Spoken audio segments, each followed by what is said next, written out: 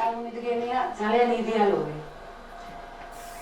ოჯახის წევრებს შორის სიყვარული, სითბო, ურთიერთგაგება, 3-4 შვილი მაინც, წესრიგი სისუფთავე. ახლობლების, ნაცნობლების, მეგობრების ძალიან დიდი წრე. ყველაში ერთჯერ მაინც მომავლის ადგილი რამაზად გაშლილ მაგიდასთან თვალოს ყოველდღიური სახე არ აქვს. თვეში ერთჯერ მაინც რესტორანში წახვიდე.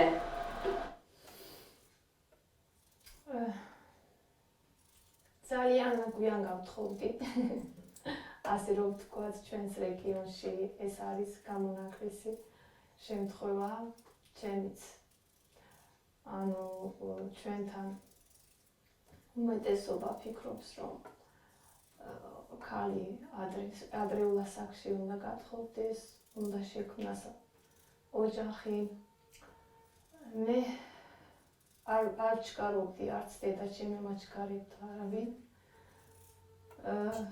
ვისწავლე, განათლება მივიღე, ვიმუშავე დიდი ხანი. 8 წელი ვიყავი შეყვარებული. შეყვარებული მყავდა. და როგორც დაგეგმეთ, ანუ ერთად დაგეგმილი იყო ყველაფერი მე და მეუღლის მიერ. როგორც გეგმის მიხედვით შევქმნით ოჯახი. მაგრამ ოჯახის შექმნამდე მართალია ვიცოდი, რომ მექიმთან უნდა მიხვიდე, კონსულტაციები უნდა გაიარო, გინეკოლოგიით და შემდეგ არ ვიყავი მექიმთან არასდროს. ოჯახის შექმნის შემდეგ დავიწყე ჯანმრთელობაზე ზრუნვა. ოჯახის დაგეგმვა ეს არის ადამიანის უფლება, რეპროდუქციული უფლება, იყოლიო იმდენი შვილი, რამდენიც გსურს. იმ ასაკში, რა ასაკშიც გსურს, იმ ინტერვალით, სასურველი ინტერვალით, რომელიც შენ გსურს და გასაგებია, რომ აქ უკვე ძალიან სერიოზულ საზოგადოებრივ პოლიტიკურ კონტექსტს იძენს, რომ აღარაფერი ვთქვათ პრობლემის სამედიცინო მხარეს. ყველა ქალი არ არის ასე ბედნიერი. შეზღუდვები არსებობს ზოგ ოჯახში. საბედნიეროდ მე არ მაქვს ასეთი პრობლემა.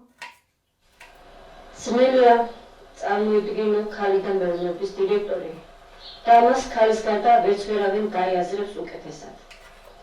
ოჯახი და სამეურნეო საქმიანობა მოითხოვს უდიდეს ტვირთს ქალისას. უნდა იყოს სამეურნეო საქმიანობის კეთილსინდისიერი მუშაკიც, არც ოჯახს უნდა უყალათ.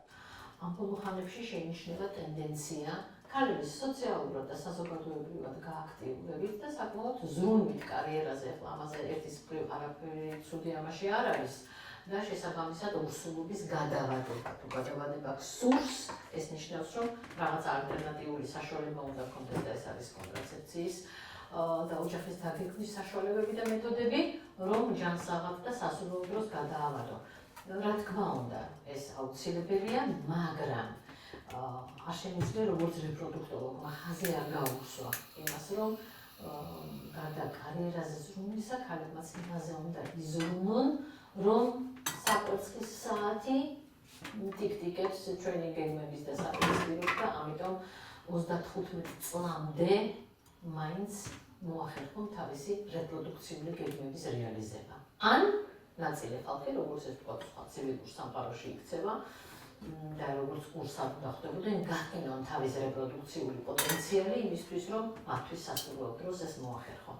რა თქმა უნდა, კონტრაცეფციის მეთოდები ასევე ეხმარება ქალებს, რომ აბორტმა კიდე გარკვეული დისონანსი არ შეიტანოს ამ მათ გეგმებში, თუმცა აი ამ ასეთი საზოგადოებრივად და კარიერულად აქტიურ გეგმაში ეს სწორედ უნდა ჩაგვაწყვეტო. არა, მე ჩემი აზრი მაქვს და ჩემი ცხოვრება მაქვს და დაგეგმული ყველაფერი. ოჯახის დაგეგმვა არის არა შობადობის ალტერნატივა, არამედ აბორტის ალტერნატივა. ამდენად ის გაცილებით უფრო კარგი და პოზიტიური ჯანმრთელობაზე და ზოგადად კეთილსაიმედო გამოსავალზე ორიენტირებული ცნება არის და ალბათ იმათთვის, ვინც მუდმივად ებრძვის და გადაგებს, რომ თუ ქვეყანაში დემოგრაფიული სიტუაცია არ ვარ გადაგვინდა ჩვენ ოჯახის დაგეგმვა, მათ საფასუროდ ვიტყვი, რომ სწორედ იმ ქვეყნებში, სადაც ოჯახის დაგეგმვა და ცოდნა კონტრაცეფციის მეთოდების შესახებ მაღალ დონეზეა, შობადობა პირიქით კარგ მდგომარეობაშია და ასევე კარგ მდგომარეობაში არის ჯანმრთელობის ის პარამეტრები და პატერნები, რომელიც შეიძლება ძალიან ცუდად აისახოს აბორტის შემდგომ. მე ოჯახი წარმომიდგენია ძალიან იდეალური. ოჯახის წევრებს შორის სიყვარული, სითბო, ურთიერთგაგება, 3-4 შვილი მაინც, წესრიგი სისუფთავე. ახლობლების ნაცნობლების, მეგობრების ძალიან დიდი წრე. ყველაში ერთჯერ მაინც მომავლის სადილე რამაზად გაშურმა გიდასთან, თუ ამას ყოველდღიური სახე არ აქვს. თვეში ერთჯერ მაინც რესტორანში წახვიდე. ახლობლებთან, მეგობრებთან, მიყვარს ქეიფი. ხიარულება,